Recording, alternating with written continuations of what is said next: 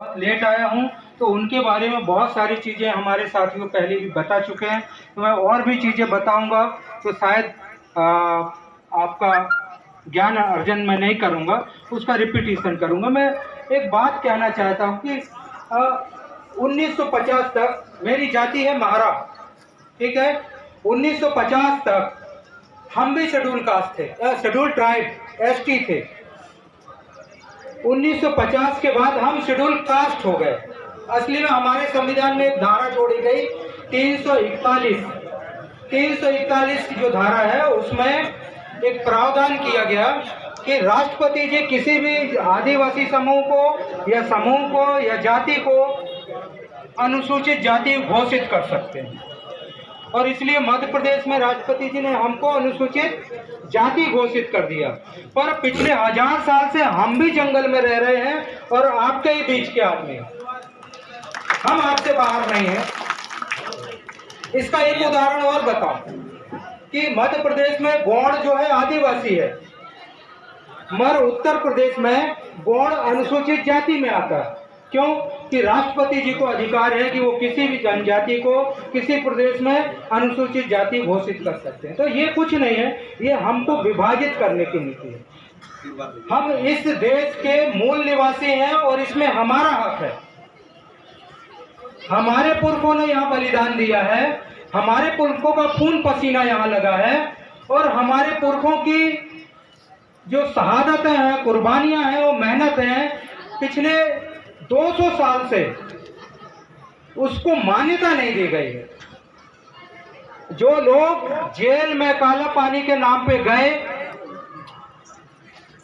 5-10 साल रहे, वापस आ गए और पूरा जीवन पेंशन लेके अंग्रेजों का जिया, वो आज पूरे देश के स्वतंत्रता संग्राम सेनानी माने जा रहे हैं। और हमारी कौम के वो लोग जिन्होंने तोप के सामने जब अपनी शहीदी दी, उनके भी पूर्वज रानी दुर्गावती 1565 के आसपास उन्होंने मुगलों से लड़ते हुए अपनी जान दे दी। मैं 1910-1908 के बीच के भूमकाल आंदोलन की बात करूंगा, जहां 1000 आदिवासी समूह ने बस्तर में अंग्रेजों से लड़ते हुए जान दी। उसमें मेरे समाज के भी 5-7 लोग थे। महारा उधर भी हैं, इधर भी हैं, कवर्धा में भी है, मरवाही में भी है, पेंड्रा भी है। और जो आज आप देख रहे हैं कि दोनों पार्टियों के नेता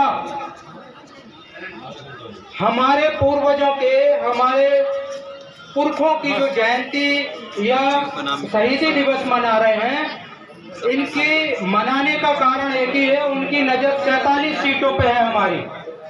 आपकी रिजर्व सीट 47, हमारी 37 बाबा साहब के नाम पे चाहते हैं। हम आज ऐसे हैं तो आज उनके बाबा साहब भी मसीहा बन गए हैं। शंकर शाह जी भी को वो नमन कर रहे हैं। अब रानी दुर्गावती भी उनको याद आ रही हैं, बिरसा मुंडा भी याद आ रहे हैं, टाटिया मामा भी याद आ रहे हैं। पर आप इनकी सोच में अंतर समझो कि वीर सावरकर के पाठ तो स्कूलों में पढ़ाए जा रहे हैं, पर हमारे पुरखों की शहादत और त्याग और तपस्या का वर्णन स्कूल की किताबों में नहीं है। हमारे पुरखों के नाम पे स्कूल, रोड, भवन, अस्पतालों के नाम नहीं है, एयरपोर्ट के नाम नहीं है, स्थायी उपलब्धि हमारे नाम पे नहीं है। चुनाव आते समय बरसाती मेंढक आते हैं और उनको हमारे पुरखों की याद आती है, और फिर किसी को जो है बाबा साहब याद आते हैं, किसी को टाटिया मामा याद आते हैं, किसी को शंकर शाह जी याद आते हैं और किसी को कुछ रानी दुर्गावती भी आती है। हमारे दुर्भाग्य की बात है कि रानी दुर्गावती ने 550 साल पहले यहाँ शहादत दी। गोंडवाना साम्राज्य के 70 साल के राजा ने, उनके 40 वर्षीय राजा ने, पुत्र ने तोपों के सामने उनको शहादत दी। उसके बावजूद हमारे शहर में आके प्रयागराज की एक महिला ये गा गई खूब लड़ी मर्दानी, वो तो झांसी वाली रानी थी। आपको जान के आश्चर्य होगा, झांसी की रानी पीछे के दरवाजे से भाग गई थी और झलकारी बाई ने शहादत दी थी। झलकारी बाई मूल निवासी थी, हमारे बीच की औरत थी, उनका नाम कहीं नहीं है। आप खूब रानी दुर्गावती का नाम लो, सॉरी, आप खूब लक्ष्मीबाई का नाम लो, हमें इतराज नहीं है, मगर इस भूमि में आके हमारे पुरखों का नाम मत भूलो। पहले हमारी रानी दुर्गावती की जय होगी, फिर किसी दूसरे की होगी। हमारी भूमि है, हमारी, आप बाहर से आए हो, 500 साल से हम रहे हैं। हेमंत सोरेन ने पिछले हफ्ते एक आदेश बहुत बढ़िया जारी किया है, वो है खतियान एक्ट 1932। ठीक है, इसका मतलब ये है कि 1932 में झारखंड में जो जनगणना हुई थी, हम उनके पुरखों के जिनके नाम 1932 के खतियान में हैं, वही झारखंड के मूल निवासी हैं। हम मूल निवासी यहाँ के हैं, पर पिछले 100 वर्षों में राजस्थान का आदमी यहाँ का आके मुख्यमंत्री बन गया, गुजरात का आदमी आके यहाँ मुख्यमंत्री बन गया, जिनकी 5 लाख जनसंख्या है, जैन समाज, उसके 5 मुख्यमंत्री हो गए। आप 21% हो, 17% हम हैं, 37% आदमी का एक मुख्यमंत्री 75 साल में नहीं हुआ। जिनकी जनसंख्या 1% नहीं है, 1%, 5,70,000 कुल जनसंख्या का 1% नहीं है, 7% है, 0.7%। उनके 5 मुख्यमंत्री हो चुके हैं और हमारा एक भी मुख्यमंत्री नहीं है। कारण एक ही है कि हम शायद संगठित नहीं रहे, हम विभागों में बटे हुए हैं। कुछ हमारे संविधान ने हमको एससी बना दिया, आपको एसटी बना दिया, और हम अपनी अपनी अलग अलग हिस्सों में बटे हुए हैं। और जिनकी जनसंख्या 3%, 1% है, वो हम पे राज कर रहे हैं, वो देश के रीति नीति बना रहे हैं। और भी बात बताऊं, 75 साल में आदिवासी और अनुसूचित जनजाति वर्ग का एक भी हाई कोर्ट जज नहीं बना आज तक डायरेक्ट, एक हाई कोर्ट जज नहीं बना। जबकि हमारे लोग 75 साल पहले से वकील हैं और अच्छे लर्नेड वकील हैं, तो इनकी मंशा, इनकी नियत साफ नहीं है। इनके पेट में कुछ है और चेहरे में कुछ और है, दिखावा कुछ और करते हैं, बोलते कुछ है और मन में अंदर कुछ और है। अगर हम ये बात समझ गए तो हम अपने पुरखों की जो बलिदान है उसको हम उचित सम्मान दे पाएंगे। हमारे पुरखों ने हमारे हकों की लड़ाई के लिए बलिदान दिया था और 100-150 साल बाद भी हम वहीं हैं जहाँ थे। हम आज भी वो, अब पहले हम राजा थे, अब वो राजा हो गए, वो हमें बता रहे हो, हम उनके पीछे चल रहे हैं। तो एक और चीज, मैं नर्मदा यात्रा में निकला हूँ। नर्मदा यात्रा धार्मिक यात्रा नहीं है, परिक्रमा नहीं है, मैं मूल निवासी समाज को जोड़ने निकला हूँ। नर्मदा के किनारे जितने मूल निवासी इस देश के, प्रदेश के रहते हैं, उनको आह्वान करने निकला हूं कि आप एक हो जाओ। आप एक हो गए तो ये राजस्थान, गुजरात, यूपी का भी आदमी आके यहाँ सीएम बन गया, बाबूलाल गौर। मोतीलाल वोरा राजस्थान से आए, यहाँ के सीएम बन गए। पटवा एंड कंपनी गुजरात से आके यहाँ के सीएम बन गए। अनेकों अनेक नाम है भाई,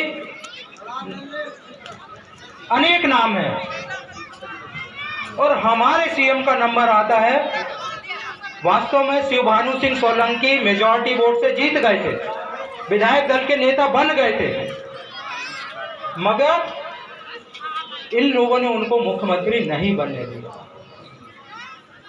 तो कुल मिला के हमें समझना पड़ेगा। और इन जो हम इकट्ठे होते हैं हमारे पुरखों की जो निशानियां है ना, उनको लिखित में कहीं रखो। अपनी जो पत्रिकाएं निकलती हैं ना, उनमें छपवाओ। अगर हमारे बीच में कोई आदमी यूट्यूबर है, फेसबुक में न्यूज़ चैनल चला रहा है, तो उसको सब्सक्राइब करो। सब्सक्राइब करने से उसको यूट्यूब की तरफ से पैसा मिलता है। पैसा मिलेगा तो वो आपके लिए काम करेगा। और वो जो हमारे पुरखों के इतिहास है उसमें लाओ। एक बार इंटरनेट में आ गया तो उसको कोई मिटा नहीं पाएगा। मैं बता रहा हूँ कि 2 अमरवाड़ा के सूरज मेहरा डहरिया और सूरत मेहरा और मूरत मेहरा को काला पानी 1905 में हुई, और उन्होंने अंडमान निकोबार में काला पानी भूखता। उन्होंने पेंशन नहीं ली वह अंग्रेज सरकार ने, और उनको कोई नहीं जानता। वीर सावरकर को पूरा देश जानता है, जो बीच में बाहर आए और अंग्रेज सरकार से उतनी पेंशन ली जितनी कलेक्टर को तनख्वाह नहीं मिलती थी। कलेक्टर की तनख्वाह से ज्यादा उनको पेंशन मिल रही थी, और वो आज देश के बड़े पुरोधा बने हैं। उनके पीछे एक लॉबी काम कर रही है। जो 3% जनसंख्या है ना, वो लॉबी काम कर रही है, और वो हमको भी कोशिश करती कि हम इनको बांटते रहें, इनको भ्रमच करते रहें, और हम भ्रमत भी हो जा रहे हैं। तो मेरा आप सबसे निवेदन है कि हम एक हों, संगठित हों, और मूल निवासी का कंसेप्ट ऊपर लाए। और अगर हम मिलके लड़ेंगे तो हम इनको छठी का दूध याद दिला देंगे, इनके बाप को दिला देंगे। और इस कंसेप्ट से बाहर निकलो कि हम सिर्फ आदिवासी सीट लड़ेंगे, हम सिर्फ एससी की सीट लड़ेंगे। नहीं, हमारी पूरी 230 सीटें हमारी हैं, हम सब पे लड़ेंगे। जो आदमी पाटन विधानसभा में, जिसकी समाज की जनसंख्या 500 भी नहीं है, 500, वो विधायक है। हमारे समाज की 30,000 है, झारिया 30,000 हैं, वो आज तक विधायक नहीं बना। क्यों? हम एक नहीं। हमारे लोगों के हौसले भी थोड़े टूटे हुए। उनको लगता कि हम विधायक बनने के लिए पैदा ही नहीं हुए। अरे हम विधायक नहीं, हम मुख्यमंत्री और राजा के परिवार के हैं, उनके वंशज हैं। हमारा जन्मजात अधिकार है ये, और ये आज से नहीं है, 2500 साल से पहले से, जब चंद्रगुप्त मौर्य और अशोक का राज था, तब से हम राज कर रहे हैं। कोई नई चीज नहीं है। और एक और चीज बताऊं, जो नाग है ना, 2500 साल पहले इस देश में 2 ही भाषा बोली जाती थी। संस्कृत का जन्म 1800 साल पहले पैदा हुई है ना, ईस्वी सन 1। 2500 साल पहले इस देश में 2 भाषाएं बोली जाती थी, एक पाली, एक प्राकृत। पाली होती थी बौद्धों की भाषा, और प्राकृत होती थी जैन की। जैन संतों का पूरा इतिहास, पूरा हिंदी वो धार्मिक लिटरेचर प्राकृत में मिलेगा, और बौद्ध का पाली में मिलेगा। और पाली भाषा में नाग का मतलब है आदमी। नाग आपके गोत्र भी है, हमारे भी हैं। हमारे आपके बहुत सारे गोत्र समान हैं। आपके कुंजाम है, हमारे यहाँ भी कुंजाम है। बहुत सारे गोत्र आपके हमारे बहुत कॉमन हैं, और वो पाली भाषा के पुराने शब्दों में से निकले हैं। तो मैं जो बात कहना चाह रहा हूँ, मैं अपने मूल निवासी समाजियों को, बहुजन समाज को ये समझाने निकला हूँ कि हम एक हों, संगठित हों, और एक दूसरे के हमेशा साथ खड़े हों। हम दुश्मनी बोलें। एक एरिया में हर कोई विधायक नहीं बन सकता, एक आदमी विधायक बन सकता। आप आपस में सुनो, यही हमारा विधायक है। जनरल सीट है तो भी लड़ो।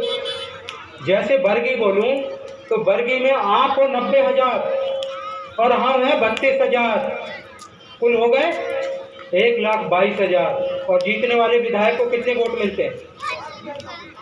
80,000 ज़्यादा से ज़्यादा।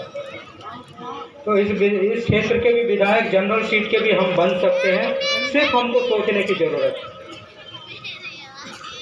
तुमने रिजर्व नहीं किया तो क्या हो गया? हमारी जनसंख्या, हमारी मुंडी ज़्यादा है वहाँ भाई। हमारे वोट से तुम विधायक या सांसद नहीं बनोगे।